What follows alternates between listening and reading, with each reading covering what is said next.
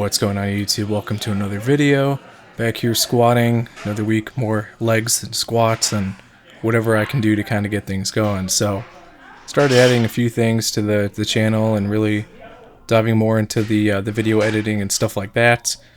But as I'm recording this voiceover, definitely feeling a lot better, and I feel like the recovery can really start beginning now. I don't need the brace, I don't need the arm sling really for like everyday things. I'm going to keep it for obviously lifting, just for support.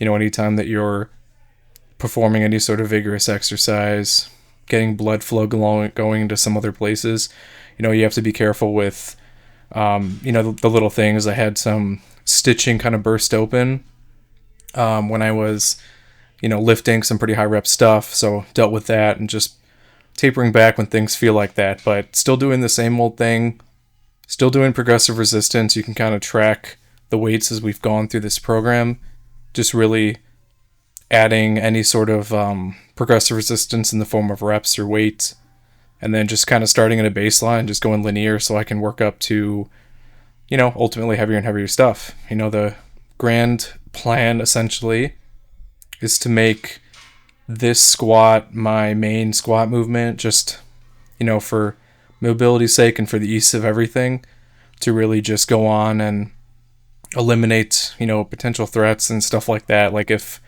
I'm going to have some mobility issues squatting, just remove that entirely, still get the squat work done, and then just go from there. So I'm wearing the brace in this workout video, and obviously it stiffens the joint and you're not able to kind of move around it.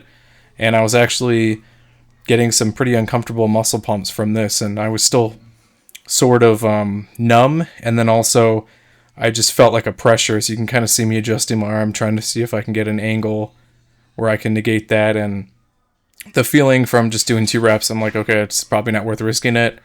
So I cut back down and just did what I could, went back down to 245, and then just did reps. So you're going to kind of see throughout this whole series, I really just took the time to kind of figure out what works. And then when things started progressing in a way that I could, progress, I added weight to it. And you're going to see in the videos that come after this, that's exactly what I did. I actually go back to the sling because the sling is easier to put my arm into position. It's less, structurally supportive, obviously, but I can move my arm a lot easier. So I don't know. It is what it is. At least I could train. It's always better to find a workaround than it is to just give up and throw in the towel. So just kind of figure out what works. So now I know going forward, if any injury occurs, there's a way to do things. And maybe if somebody else is watching this video with a similar injury, you can kind of see what you can do if you're in a similar boat. And that's kind of the whole purpose of making all this. So if you find value in it, that's great. I just wanted to show my progress, and then once we transition back into the full-time training with upper body too, that'll be interesting to see how I build back up, and I'll kind of detail that out to get back to the weights that we were moving. So you can kind of see another angle of the brace here. It really just kind of holds the joint. It's cool. You can kind of adjust it on the side. You can adjust the flexing and the extension, so you can kind of lock in exactly where your arm needs to be. And I just have it locked in at 90, keeping my arm there. It's what I was told. Let the tendon and everything settle and stay where it needs to be. So it's not the most complicated thing in the world. It's just, prevention to make sure that I don't tear anything or rupture anything post-surgery. And, just continue doing what I'm doing. Nothing's really changed much. Looking at my recovery, making sure I'm not overdoing it, and then tapering back on the leg volume if I'm not feeling too great, the knees get sore. You really just have to figure out how to mitigate those risks. Not everyone's working out legs 3 times a week, and when you do this like higher volume type of stuff, you may come into some roadblocks. But I'm actually finding, by not having those upper body days and like the heavy deadlifts and the strongman stuff, I'm actually recovering a lot quicker than I anticipated. So that's kind of a good sign. Probably not going to return to the strongman after this whole process. I'm just going to stick to the powerlifting and bodybuilding, then maybe come back to it. But ultimately, it's been a learning experience, and I'm beginning to see now, you're not invincible in your 20s and stuff like that. You're not always going to be able to recover. I've always been able to progressively add weight, reps, volume, and kind of go from there and just deal with it. But every now and then, some catastrophe could strike when you're in a diminished state, and I think that's essentially what happened. So, learned my lesson. I'm learning how to train around it, which is useful, which is why I'm documenting this. And nothing was intentional to tear anything, to make content or whatever. In fact, I would have preferred just lifting heavy weights because that just does better numbers online. It's more interesting.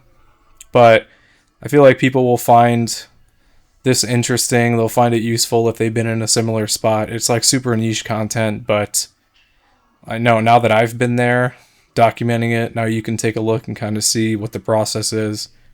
And I'll probably have more in-depth videos coming, when this is all said and done. I wanted to get through the whole recovery process, the finances and everything, so I had a clear view, so I can kind of give you a whole outlook on not only what it costs, but what the healing process was like. Because there's a lot of misinformation out there. A lot of people were, asking about like muscle atrophy, and because I tore the tendon, I didn't inflict any damage towards the actual muscle belly. It didn't tear or burst. So my arms are actually the same size. So there's no smaller arm, even without using the muscle. I am still using it in everyday things to wash dishes, pick things up, walk my dog, and just laying off the more extraneous stuff is kind of the game plan. So, I was scared going into it, but ultimately, once you're through it, you have a better understanding. So now I feel like I'm somebody, if you suffer this injury, I can kind of show you what to do, what you can do, if that's an option that you want to pursue. So again, just showing everyone that you can still train regardless of your situation. Had I torn like a hamstring or Achilles tendon, obviously the training would be different. It'd be a lot more upper body focused and just a lot of pressing, like Larson pressing and other back stuff and other bench stuff. You really just have to figure all that out. So, when you're around a good amount of people, keep you going, and you can just keep doing your thing. It's just more fun. Like if you were locked in, like a small place with yourself, just resting and not being able to do the things you enjoy, it would make this a lot worse. So obviously this is not the most catastrophic injury, just, wanted to show people kind of what's going on. Not everything's perfect. We all suffer a lot of injuries, some more serious than others. So you just have to figure out how to get back to it and decide if it's worth doing. And that's been mainly what this journey's been about, is just, okay, come to terms with what you've done, decide what you want to do. And I don't intend to shy away from it or do anything different than what I've done before. Just remove the part of the workout that was the biggest risk, which was the strongman stuff. So that was getting difficult to do anyway. But, thanks for watching if you're watching. Not the most interesting content, but like, comment, subscribe. I'll see you in the next one. Thanks for watching the latest video. If you want to help support the channel, I actually own my own wet shaving and grooming e-commerce website where everything's handmade by me.